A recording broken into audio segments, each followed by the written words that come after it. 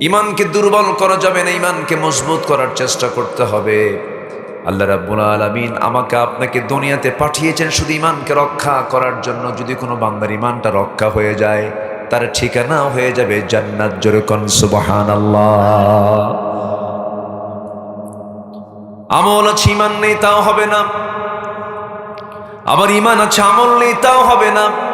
আল্লাহ রাব্বুল আলামিন বলেন, ইন্নাল্লাযীনা আমানু ওয়া আমিলুস সালিহাতি লাহুম জান্নাতুন তাজরি মিন তাহতিহাল আনহার যালিকাল ফাওজুল কাবীর। জোরে বলুন আল্লাহু আকবার।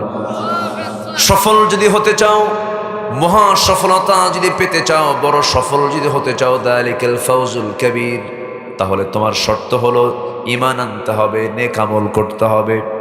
আল্লাহ রাব্বুল আলামিন আবার আরেক জায়গায় বলছেন, ইন্নাল্লাযীনা আমানু ওয়া আমিলুস সালিহাতি লাহুম জান্নাতুল ফিরদাউসি নুজুলা খালিদিনা ফিহা লা ইয়াবগুনা আনহা হিওয়ালা।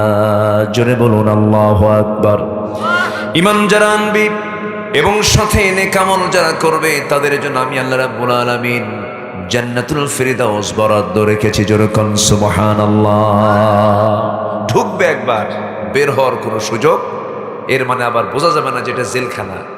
খালিদিনা ফিহা লা ইয়াবগুনা আনহা হিওয়ালা। সে জান্নাত থেকে বের হতে চাবে না। এত তৃপ্তির জায়গা জান্নাত, যেটা কখনো দেখেনি কেউ, কখনো শোনেনি কেউ, কখনো কল্পনাও করেনি কেউ। এমন একটি জান্নাত আল্লাহ পাক আমার আপনার জন্য রেখে দিয়েছেন। সর্বনিম্ন জান্নাত হবে 10টা পৃথিবীর মতো একটা জান্নাত। মনে হয় ছোট মোটো হয়ে গেল, এত আস্তে বললেন, একটু জোরে বলেন না ভাই, আর একটু জোরে বলেন। হ্যাঁ, একটা আওয়াজ দিতে হবে তো। কত বড় জান্নাত আল্লাহ পাক রেখে দিয়েছেন, সেই তো দেখেন দেখেন তো, এটা তো ওমর দেখতেছে, দেখেন এ তো ওমরের লক্ষণ দেখতেছে, সেটাই তো না। ঠিকই আছে, মাশাআল্লাহ। আমার চাচাকে ধন্যবাদ বলি, আলহামদুলিল্লাহ, মাশাআল্লাহ। এটা আওয়াজ দিতে হবে তো, আওয়াজ দিলে আলোচনার একটা চাঙ্গা চাঙ্গা ভাব আসে। আপনি রেসপন্স করবেন যতটুকু, আলোচনার সৌন্দর্য ততটুকু বেড়ে যাবে। আপনি রেসপন্স করবেন না, আলোচনার সৌন্দর্য হারিয়ে ফেলবে। এজন্য আসুন ধীরে ধীরে আমি মূল সাবজেক্টের দিকে চলে যাই। তাহলে আমরা এসেছি দুনিয়াতে ঈমান আনতে আর নেক আমল করতে। এখানে কিন্তু এই দুটো আয়াত সূরা আলার ভিতরে, কি বলে, সূরা বুরুজের ভিতরে এবং সূরা কাহাফের শেষ আয়াতের দিকে আল্লাহ রাব্বুল আলামিন বলছেন, নেক আমল এবং ঈমান আনলে পরেই মহা সফলতা এবং 1 নম্বর জান্নাত আমি তোমাকে দিয়ে দেব। যেরকম সুবহানাল্লাহ। তো নেক আমল এটা হচ্ছে আমাদের সবচাইতে বড় কাজ এই দুনিয়াতে। কিন্তু দুঃখজনক হলো সত্য, আমার দেশে সমাজে নেক আমল বেশি না বদ আমল বেশি? বলেন, নেক আমল বেশি না বদ আমল বেশি? হালাল বেশি না হারাম বেশি? হারাম বেশি।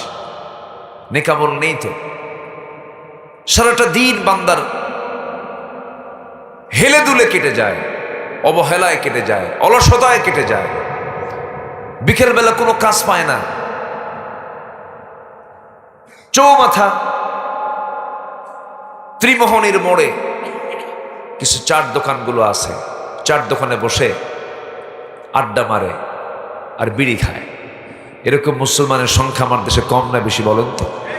আমার দেশে বিড়ি খাওয়া মুসলমান বেশি না বিড়ি ছাড়া মুসলমান বেশি? 100 ভাগ না, আমি তো খাই না।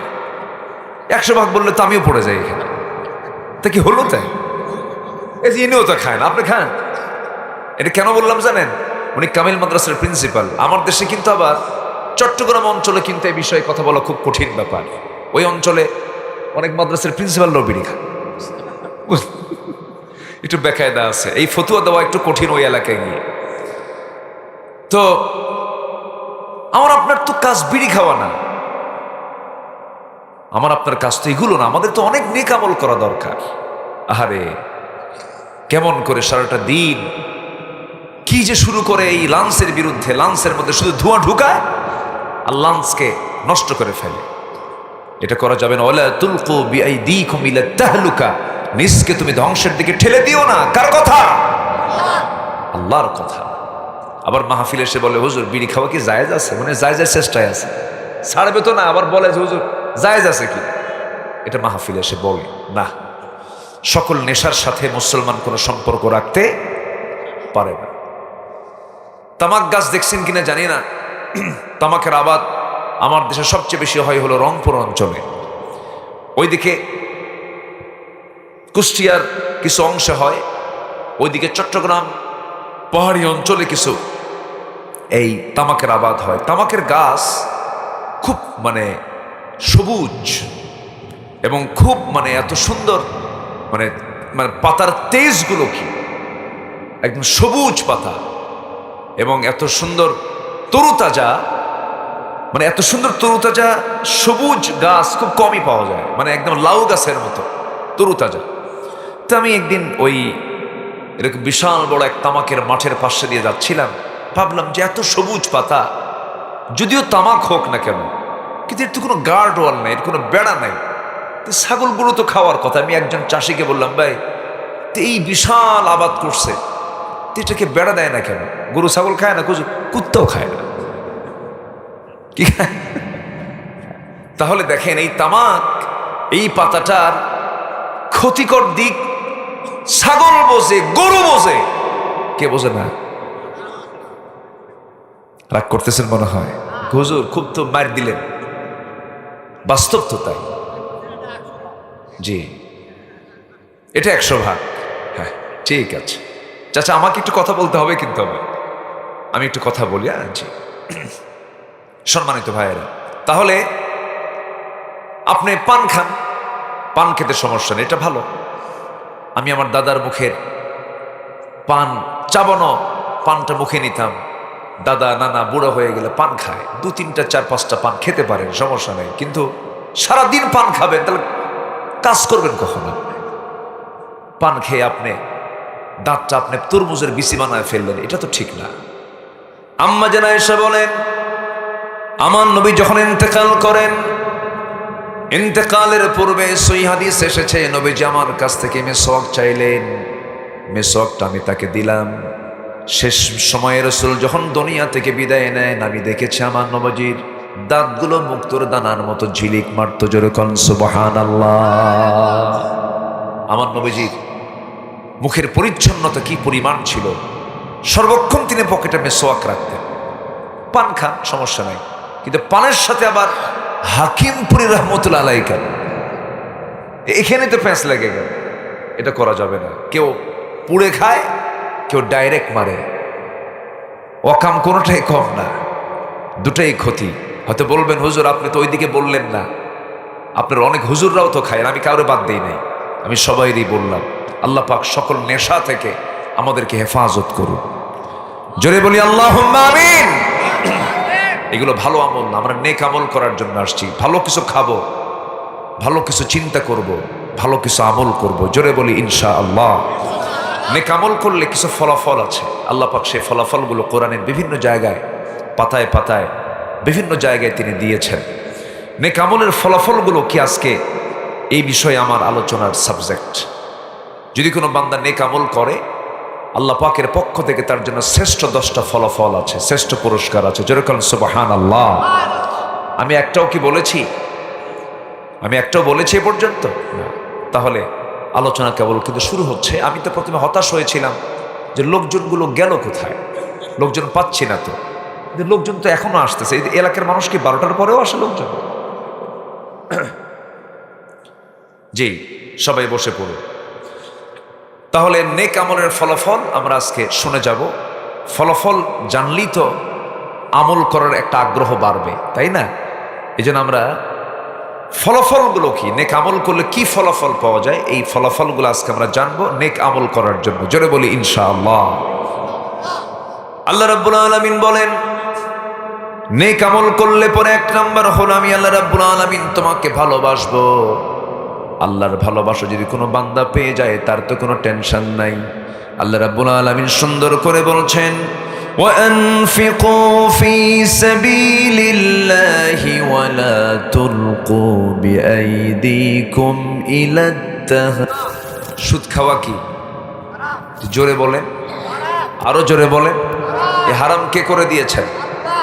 আহাল্লাল্লাহুল বাইআ ওয়া হাররামার রিবা। আল্লাহ ক্লিয়ার করে দিয়েছেন, একদম ফতোয়া, চূড়ান্ত ফতোয়া। ব্যবসাকে হালাল করেছি, সুদকে হারাম করে দিয়েছি। কার কথা? আল্লাহর কথা। আজ কবরিলায় অনেক হাজিও আছে সুদ খায়। হাজিকে হাজি না বললে মন খারাপ করে, আমি কি হজ করি না, আমার হাজি খাও। কিন্তু ও যে সুদ খায়, সুদখোর বললে আবার মন খারাপ করে। এরকম কি কোথাও বলে? থামেন, এরকম কি কোথাও এরকম লকব বলে যে বিশিষ্ট সমাজসেবক, হাজি এবং বিখ্যাত সুদখোর আছে? কোথাও আছে না। তাহলে সুদখোর নাম বললে সে মন খারাপ করে, অথচ সে সুদের কারবার করে। আবার হাজি হজ করে আসছে, হাজি না বললে আবার তার মনটা বড় খারাপ হয়ে যায়। তাহলে ওই লোক নিশ্চয়ই জানে যে সুদ খাওয়া আসল অপরাধ। আমাকে কেউ সুদখোর বলুক এটাও সে চায় না, মানে এটা তার কাছেও পছন্দনীয় নয়, এটা নিন্দনীয়। সুদ এটা মারাত্মক ভয়ঙ্কর একটা অপরাধ। সুদ যারা খাবে তাদের রিজিকে কোনো বরকত থাকবে না। শুধুমাত্র আপনি বুঝবেন না যে আমার টাকা আছে, পয়সা আছে বলে আমি ভালো রিজিক প্রাপ্ত একজন মানুষ না। রিজিকের বিভিন্ন স্তর আছে। সর্বনিম্ন স্তর হলো টাকা পয়সা, অর্থ সম্পদ। সর্বোচ্চ স্তর হলো সুস্থতা। যেরকম সুবহানাল্লাহ। হারামের কোনো আরাম পাবেন না। বনের সম্পত্তি মেরে খাবেন, মেরে খেয়েছেন 2 কোটি টাকার বনের সম্পদ, আপনার পেটে এমন এক টিউমার হবে যার দাম 4 কোটি টাকা, আরো 2 কোটি নামায় ফেলবে। কি কথা কি বুঝতেছেন আপনারা? বনের সম্পত্তি মেরে খাওয়া ভাই জয়পুরহাটে নাই, বলেন আছে না নাই? আচ্ছা, নিজের বোনকে যে মার পেট থেকে সে জন্ম নিয়েছে, মায়ের পেট থেকে আসা, একই মার পেট থেকে আসা বোনকে সম্পত্তি থেকে মাহরুম করে এমন সহদর ভাই আছে না? আছে। উনি নেক আমল করছেন, নামাজ পড়ছেন, রোজা রাখছেন, কাম হবে না। তিলকা হুদুদুল্লাহ, ঠিক আছে না? একদম আল্লাহ ধরে ফেলবেন, এটা আল্লাহর সীমা। আল্লাহ বলছেন খবরদার, লিযযাকারি মিসলু হাযযিল উনসাইন। যার যে প্রাপ্য, আল্লাহ পাক আগে মেয়ের জন্য আগে সম্পদটা বের করে দিয়েছেন। আগে নারীর জন্য আল্লাহ পাক সম্পদটাকে বের করে, লিযযাকারি মিসলু হাযযিল উনসাইন। আগে মেয়ের, তুমি পাবে 2 ভাগ, মেয়ে পাবে 1 ভাগ, বোন পাবে 1 ভাগ। এটা দিয়ে দাও। পৈতৃক সম্পত্তি তুমি 2 বিঘা নেবে, বোনকে 1 বিঘা দিয়ে দেবে। তুমি যেদিন নেবে সেই দিনে বোনকে দিয়ে দিবা। এটা কার কথা? ভাই যেদিন পাবে বোনও আসতে কয়। বোন কোন দিন পাবে? এক যুগ পরে, সঙ্গে সঙ্গে যেদিন আপনি পাবেন সেদিন আপনার বোন পাবে। শোনেন, এই সময় কেউ উঠেন না, উঠলেই ভাববো এ বোনের সম্পত্তি দেবে না। এই বসেন, কই যান? ওরে সব বাচ্চা নিয়ে আসছেন সাথে, মাশাআল্লাহ, ভালো। এরকম করে বাচ্চা মসজিদেও নিয়ে যাবেন। কি মসজিদে নিয়ে যাওয়ার দরকার আছে না বলেন তো? সবাই বাচ্চাগুলোকে মসজিদে নিয়ে যাবেন, ছেলে হোক মেয়ে হোক। ছোট বাচ্চা হলে পরে মেয়েকেও নিয়ে যাবেন, জায়েজ তো। বাচ্চা মসজিদে নিয়ে যাবে, ওরা কাঁদবে, হাসবে, খেলবে, হাঁটবে, নাচানাচি করবে, কান্নাকাটি করবে, হাসবে, কিচ্ছু বলতে পারবেন না। ওরা নামাজ থেকে নামাজ শিখবে। জোরে বলি সুবহানাল্লাহ, জোরে বলি সুবহানাল্লাহ। আমার দেশে এই কালচারগুলো নাই, আমার দেশে এই কালচারগুলো নাই বললেই চলে। ভাবে কি জানেন? এরা এসে নামাজ নষ্ট করে, এই একটা নেগেটিভিটি আমার দেশে আছে। কেন এটা হবে?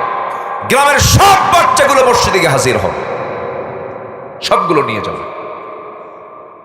আমার আপনার নামাজ কবুল হতেও পারে, নাও পারে। ওদের ওই ভাঙ্গাচুরা সেজদা আল্লাহ পাক কবুল করে নেবেন। নিয়ে যাবেন মসজিদে। কিছু কিছু বুড়া চাচা আছে, বাচ্চা দেখলে শোকের গরুর মতো বড় বানায়। বুড়া তো সারা জীবন নামাজ পড়ে নাই, বোঝেন নাই? এই বুড়া চাচার আবার রাগ করেন না, আমি একটু মজা করে বলতেছি। কিছু কিছু বাচ্চা ওই বুড়াদের এই চোখ দেখে ভয় করে, আর মনে মনে কয় তুই মরবি কোনদিন, তো বদ্ধ খামাখা বদ্ধ নেওয়ার দরকার কি? আমার নবীজি সিজদায় চলে যেতেন, হুসাইন রাদিয়াল্লাহু তাআলা আনহু নবীজির কাঁধে গিয়ে বসতেন। আমার নবীজি বিরক্ত হতেন না, আমার নবীজি ছোট্টদেরকে খুব পছন্দ করতেন। মান লাম ইয়ারহাম সাগীরানা ওয়া লাম ইয়াক্কির কাবীরানা ফালাইসা মিন্না। যে ব্যক্তি ছোটদেরকে স্নেহ করে না, বড়দেরকে সম্মান করে না, সে আমার কেউ না। রাসূল বলেছে সে আমার কেউ না। আপনি বাচ্চাদেরকে ধমক দিবেন, মারাত্মক অপরাধ এটা। এই হাদিসের দৃষ্টিতে রাসূল বলেছেন ফালাইসা মিন্না, সে আমার কেউ না। বাচ্চাকে ধমক দেওয়ার অধিকার আল্লাহ পাক আপনাকে দেননি, কারণ সে অবুঝ, আপনি তাকে ধমক দিতে পারেন না। আমার বন্ধুগণ, নেক আমল করলে পরে এক নম্বর হলো আল্লাহর ভালোবাসা নিশ্চিত হয়ে যাবে। এই জন্য আমরা নেক আমলগুলো করব, খুঁজে খুঁজে বের করবো নেক আমলগুলো কি কি। সুদের কাছে যাব না, জিনার কাছে যাব না। ওয়ালা তাকরাবুস জিনা ইন্নাহু কানা ফাহিশাতাও ওয়া সাআ সাবিলা। জিনার নিকটেও যেও না।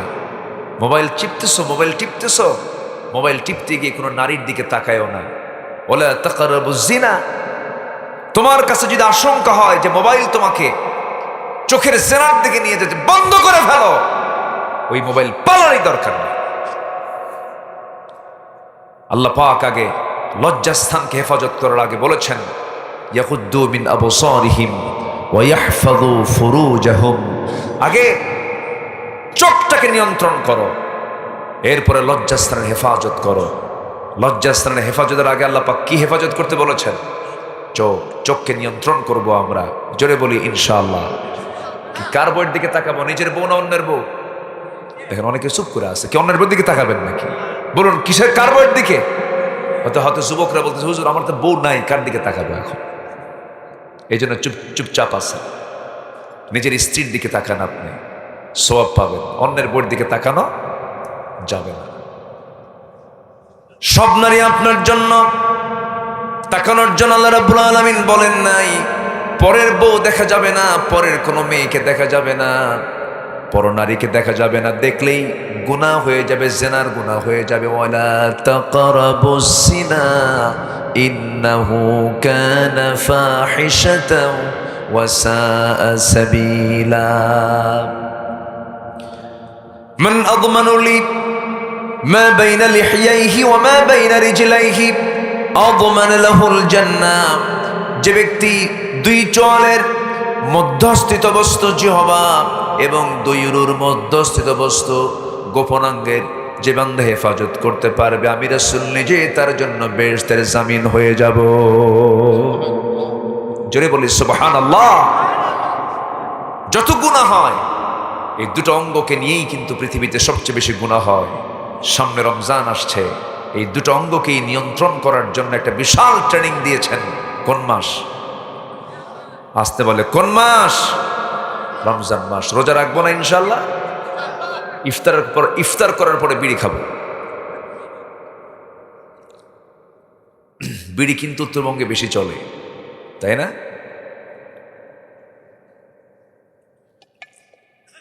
বছর 20 আগে রংপুর হারাগাছ একটা এলাকা আছে, ওই এলাকায় বেশি বিড়ির ফ্যাক্টরি। তো আমাকে এক কমিটি দাওয়াত দিয়েছে, আমি মাহফিলে গেলাম। মাহফিলে যাওয়ার পর মাহফিল শেষ করেছে, আলোচনা শেষ, দোয়ার আগ দিয়ে, আমি জানি না মানে কাদের মাহফিল, আমাকে বলেও নাই। তো মাহফিল শেষে দোয়ার আগ দিয়ে আমাকে বলতেছে হুজুর আপনি একটু দোয়া করতে হবে। কিসের দোয়া? খুঁজে আমাদের বিড়ির ফ্যাক্টরি আছে, তো এই সৌজন্য আজকে মাহফিল আমাদের, যে দোয়া করেন যেন ফ্যাক্টরিতে আল্লাহ যেন বরকত বাড়ায় দেয়। কি কথা কি বুঝতেছেন? আমি তো পড়ে গেলাম বেকায়দায়। তো বললাম ভাই, আমাকে কানে কানে বলতেছে, আস্তে আস্তে, জোরে জোরে বলতেছে না কিন্তু। তো আমি ওনার কানটা ধরে কানে মুখ ঢুকাই দিয়ে বললাম আজকে দোয়া করা যাবে না। কি কথা কি বুঝতেছেন আপনারা? মানে উনিও আস্তে কইল, আমি আস্তে বলে বিদায় দিয়ে দিলাম। শোনেন, ওয়াইদা খালাউ ইলা শায়াতিনহিম, খালাউ মানে কি জানেন? যখন কেউ অপকর্ম করে, অপকর্মটা যে করে সেও জানে এটা অপকর্ম, এই জন্য আড়ালে চলে যায়। কোথায় চলে যায়? আড়ালে। দরবারের মধ্যে সবাই বসে, দরবারের যে মূল মাতব্বর, ওর বিড়ির নেশা উঠছে, সামনে খায়, কি করে? ওয়াইদা খালাউ, আড়ালে যায় কিছু ফুকাফুকি কইরা ব্রেন ফ্রেশ করে আবার আসে। আছে কিনা বলেন? এরকম হচ্ছে। আমরা কোন আমল কি গুরুত্বহীন ভাববো না, সব কাজের মধ্যেই জবাবদিহিতা একদিন আছে। কার কাছে বলেন তো? আসতে বলবেন না, কার কাছে আছে? আল্লাহর কাছে আছে। আল্লাহর সামনে হাজির হতে হবে। এই জন্য আমাকে আপনাকে খুব যত্নশীল হতে হবে। নিজের দেহকে নষ্ট করা যাবে না, নিজের লাঞ্চকে নষ্ট করা যাবে না, কারণ এই লাঞ্চটা দিয়েছেন শ্বাস প্রশ্বাস নিয়ে আল্লাহর জিকির করার জন্য। আল্লাহ রাব্বুল আলামিন বলেন, আলা বিযিকরিল্লাহি তাতমাইন্নুল কুলুব। সাবধান, ডিপ অ্যাটেনশন গ্রেবার দিয়ে আল্লাহ পাক বলছেন সাবধান, তোমার হৃদয়কে প্রশান্ত করার জন্য কোনো বিড়ি টান, গাজার টান, কোনো নেশা, কোনো পান তোমাকে প্রশান্ত করতে পারে না। তোমার হৃদয়কে যদি প্রশান্ত করতে চাও, আমার নামের জিকির করো, তোমার হৃদয়টা প্রশান্ত হয়ে যাবে। যেরকম সুবহানাল্লাহ। যে হৃদয় আল্লাহ নাই, সে হৃদয় তো সে নিজেই, সেই হৃদয়, সে হৃদয়কেই ভালোবাসে না, সে নিজেকে নিজেই ভালোবাসে না।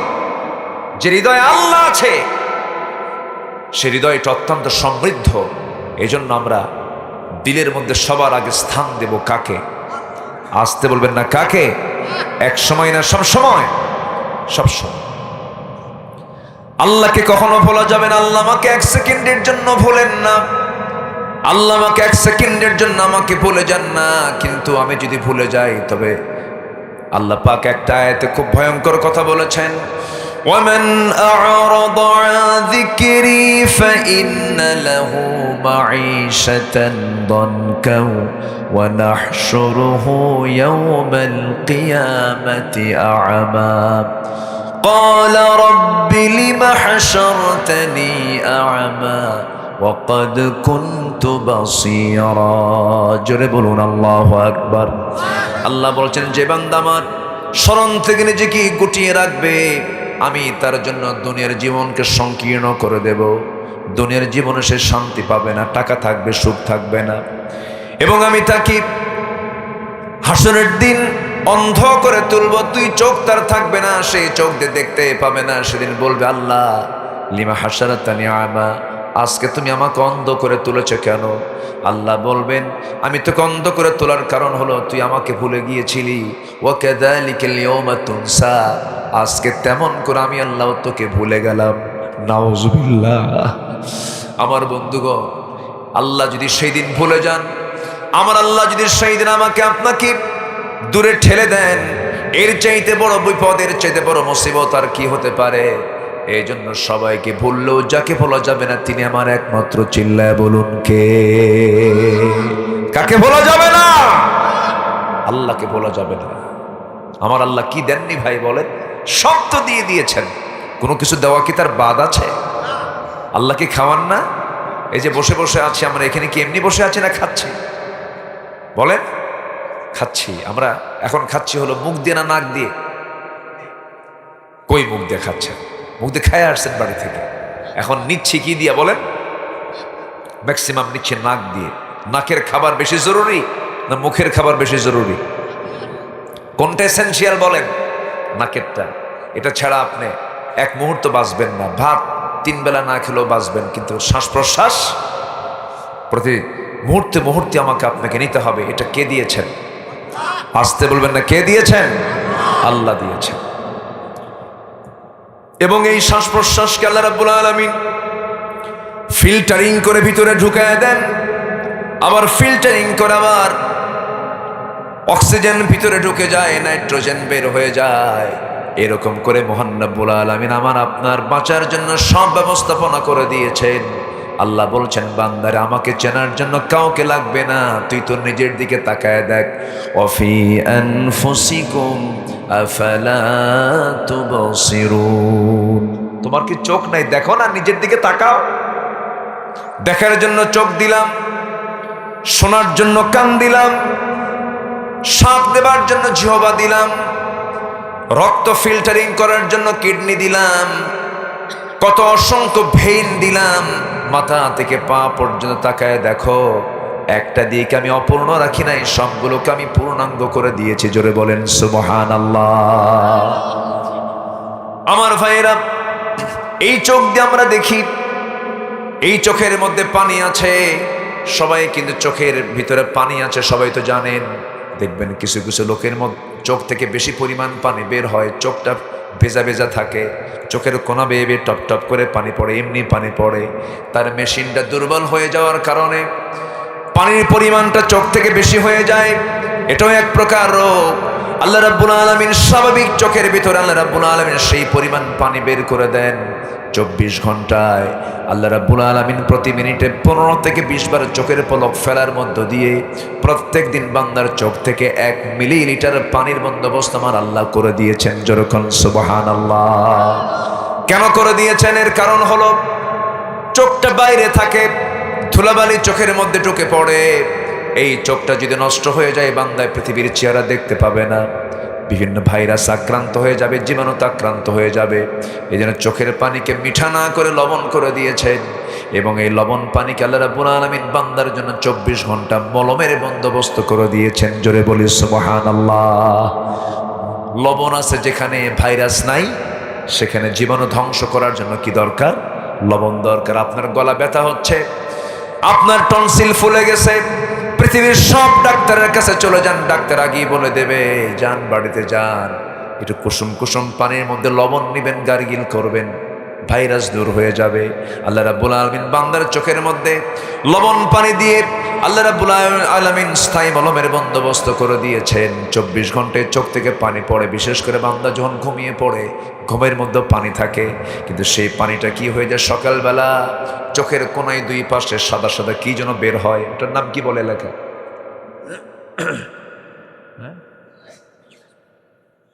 কি বলে এটা?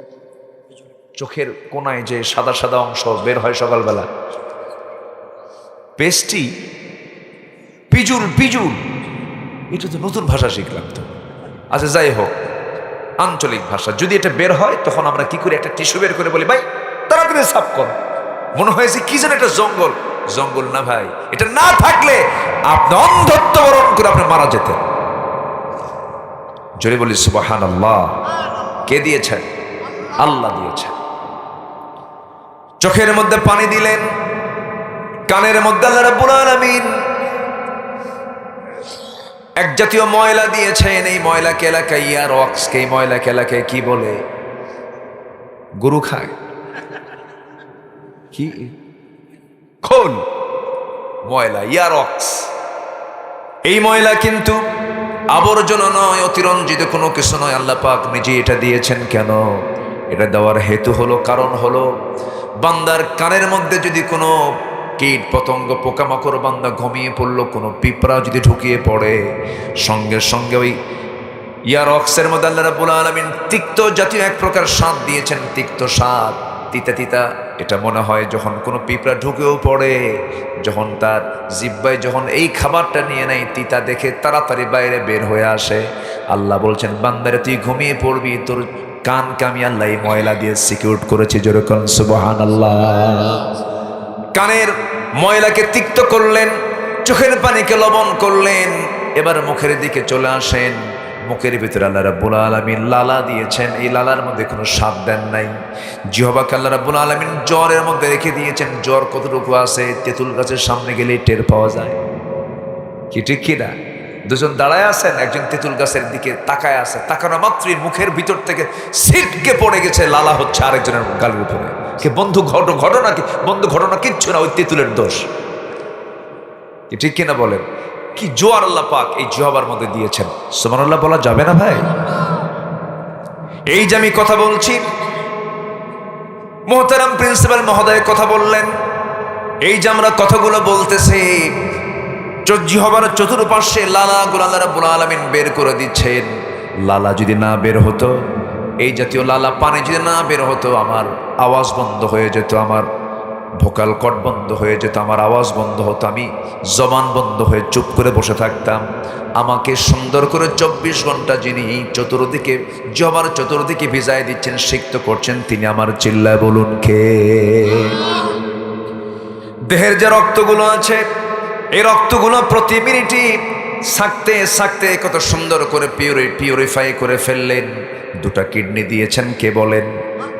দুটা কিডনি কার দেওয়া? আমার এক বন্ধু বাইরে থাকে, মালয়েশিয়ায় থাকে। এখানে একজন ভাই মুস্তাফিজ ভাই, না মুস্তাফিজ ভাই এখানে বাড়ি মালয়েশিয়ায় থাকেন। ওই মালয়েশিয়া আমার এক বন্ধু বড় ব্যবসায়ী, কুমিল্লা বাড়ি। বেশ কয়েক বছর আগের কথা, তার সঙ্গে সালাম কালাম হলো, হাতের কবজিতে হাত দিলাম, দেখি এখানে একটা মেশিন লাগানো। বললাম বন্ধু এই জায়গায় মেশিন লাগানো কেন? আমার তো এরকম কোনো মেশিন নাই। বলতেছে বন্ধু আল্লাহ পাক আমাকে প্রচুর টাকার মালিক বানিয়েছেন, কিন্তু আমার দুটা কিডনি অচল, দুটো কিডনি আমার নষ্ট হয়ে গেছে। এবার তিনি বলছেন ভাই এই দুইটা কিডনি আমি যে কোনো মুহূর্তেই দুনিয়া থেকে বিদায় হয়ে যাব। এই ডায়ালিসিস করার জন্য আমাকে প্রত্যেক সপ্তাহে 3 থেকে 4 দিন হসপিটালে যেতে হয়, ডায়ালিসিস মেশিনের সামনে বসতে হয়, রক্তগুলো ফেটে ফেটে সুন্দর করে আবার সাজিয়ে দেওয়া হয়, আমার দেহে ঢুকানো হয়। ডায়ালিসিস না করলে আমি বাঁচবো না। এই ডায়ালিসিস মেশিনটা মানুষ যে বানিয়েছে তার ওজন হলো 100 কেজি, আর আল্লাহ রাব্বুল আলামিন বান্দার দেহের মধ্যে যে কিডনি দিয়েছেন তার ওজন মাত্র হলো 200 গ্রাম। মানুষ বানাইছে 100 কেজি, আর বান্দা আল্লাহ বানাইছেন মাত্র 200 গ্রাম, মানুষ বানাইছে 100 কেজি। এবং আল্লাহর যে বানানো সেই কিডনিটাই দুনিয়ার সকল ডায়ালিসিস মেশিনের চাইতে সবচেয়ে উন্নত। যেরকম সুবহানাল্লাহ, আল্লাযী খালাকাকা ফাসাওয়াকা ফাআদালাক। তিনি শুধু সৃষ্টি করেন নাই, ভারসাম্য দিয়েছেন। চিৎকার করে বলেন সুবহানাল্লাহ। যদি এমনটা হতো যে তোমাকে আমি বানায় দিলাম, তুমি দুনিয়া চলে যাও, কিডনি পরে পাঠায় দেবো, আসমান থেকে নাজিল করবো 100 কেজি 100 কেজি 200 কেজি, আলুর বস্তা নিবেন না কিডনির বস্তা নিবেন? এলাকায় আলু আছে না? তোমার আলু আর কারবার করতে পারতেন না, খালি কিডনি নিয়ে ঘুরতে চলে যেত জীবন। আমার বন্ধুগণ, আল্লাহ বলছেন বান্দারে গোটা দেহের মধ্যে আমি তোকে আমাকে চেনার জন্য সব কিছু দিয়ে দিয়েছি বান্দা, সব দেখো। আল্লাহ রাব্বুল আলামিন এবার শুধু বান্দাকে নিচে দেখতে বলেন নাই, বান্দা অনেক সৃষ্টির দিকে তাকাতে বলেছেন বান্দাকে। আফালা ইয়ানজুরুনা ইলাল ইবিলি কাইফা খুলিকাত ওয়া ইলাস সামাই কাইফা রুফিআত ওয়া ইলাল জিবালি কাইফা নুসিবাত। এই পাহাড়গুলোকে আল্লাহ রাব্বুল আলামিন পেরেগের মতো করে দিয়েছেন, কি সুন্দর করে। জয়পুরহাট, বগুড়া, দিনাজপুর, নীলফামারী, ঠাকুরগাঁ, এই সমস্ত অঞ্চলে কোনো পাহাড় নাই, তবে পঞ্চগড়ের পাশে একটা পৃথিবীর সবচেয়ে বড় পাহাড় আছে, পর্বত আছে, তার নাম হচ্ছে হিমালয়। সেই হিমালয় গোটা অঞ্চলকে ব্যালেন্স করে রেখে দিয়েছে, যেন আন্দোলিত না হয়, জমিন যেন নড়াচড়া না করে। আল্লাহ রাব্বুল আলামিন সুন্দর করে পাহাড়গুলোকে পেরেগের মতো করে দিয়েছেন। বাংলাদেশের সিলেট অঞ্চলে, চট্টগ্রাম অঞ্চলের সবচেয়ে পাহাড় বেশি। এই পাহাড়গুলো কেন দেওয়া হলো? এই পাহাড়গুলোকে পেরেগের মতো করে দিয়েছেন আল জিবাল আউতাদা। আল্লাহ বলছেন বান্দারে এত সুন্দর করে সৃষ্টি করে দিলাম সব তোর জন্য বান্দা, তোর দায়িত্ব হলো কারো জিকির না করে তুই বলবি আলহামদুলিল্লাহি রাব্বিল আলামিন। ভূমিকম্প যেন বিষাঘাত না করে আল্লাহ রাব্বুল আলামিনের জন্য পাহাড়গুলোকে বানায় দিয়েছেন। যে পাহাড়গুলো আমরা দেখি, এই পাহাড় যদি আমরা বাহ্যিক অংশটা বাইরে দেখি, বিজ্ঞান বলছে বাইরের অংশ যতটুকু বড় তার চাইতে 90 ভাগ বেশি অংশ আছে তার ফাউন্ডেশনে। আল্লাহু আকবার বলেন। ফাউন্ডেশনটা 90 ভাগ আর 10 ভাগ হলো উপরে থাকে। আল্লাহু আকবার। এটা কে করে দিয়েছেন? আল্লাহ বলছেন বান্দা ভূমিকম্প যেন তোমাকে বেশি ক্ষতির দিকে না নিয়ে যায়। ভূমিকম্প একটা চলমান প্রক্রিয়া। আমরা যেখানে থাকি এই জমিনটা কিন্তু স্থিতিশীল না, এর ভিতরে চরম, এর মধ্যে নড়াচড়া আছে, প্লেটগুলো নড়াচড়া করে, শক ওয়েভ হয়, ধাক্কা হয়। কিন্তু এই ধাক্কাগুলোকে কন্ট্রোল করার জন্য আল্লাহ পাক পাহাড়গুলোকে বিভিন্ন জায়গায় সেট করে দিয়েছেন। সেই পাহাড়গুলো মানুষ কাটে, দোষ কার? আল্লাহর। পাহাড় কাটলে তো আন্দোলিত হবে। পাহাড় কাটে না, আমার দেশে পাহাড় কাটে না, কাটে। পাহাড়গুলো আল্লাহ দিয়েছেন। সম্মানিত ভাইয়েরা, আকাশে পাখি ওড়ে, সে পাখিগুলো কত সুন্দর বলুন তো? পাখি সুন্দর না বিমান সুন্দর?